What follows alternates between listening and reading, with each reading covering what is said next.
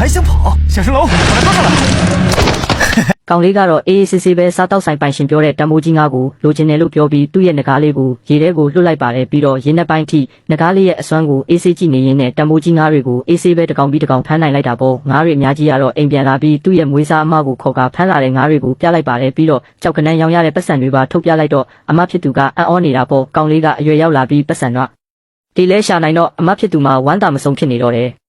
အဲ့ဒီနောက်ကောင်လေးတို့လည်းဖမ်းလာတဲ့ငါးတွေကိုစားတောက်ဆိုင်ပိုင်ရှင်တို့စီတွားပြလိုက်တဲ့အခါဘေးကလူတွေရောစားတောက်ဆိုင်ပိုင်ရှင်မှာမျက်လုံးတွေပြူပြီးအံ့ဩသွားကြပါတယ်။ဘာလို့လဲဆိုတော့ဒီလောက်ကြီးပြီးရှားပါတဲ့ငါးကိုဖမ်းဖို့ဆိုတာတကယ်မလွယ်ဘူးလေ။အဲ့ဒါနဲ့ဆိုင်ရှင်လဲငါးတွေကိုချိန်ခိုင်းလိုက်တော့ကီလိုတွေကအများကြီးထွက်လာလို့အံ့ဩနေပြန်ရောအဲ့ဒီအချိန်မှာဘေးကလူတွေကမနာလိုတာနဲ့ဒီလောက်ကြီးတာငါးပိုက်ထဲရေးဖြည့်ထားလို့နေမှာပေါ့တထေးမယုံနဲ့အဲ့ဒီလိုမျိုးတွေအရင်ကလည်းဖြစ်ဖူးတယ်သူ့လိုတာမန်တန်ဃာတီကဘလို့လို့ဒီလောက်ကြီးတဲ့ငါးဖမ်းနိုင်မှလဲဆိုပြီးဝိုင်းပြောကထော်လန့်နေအောင်စောင်းမြောင်းနေကြတော့တာပေါ့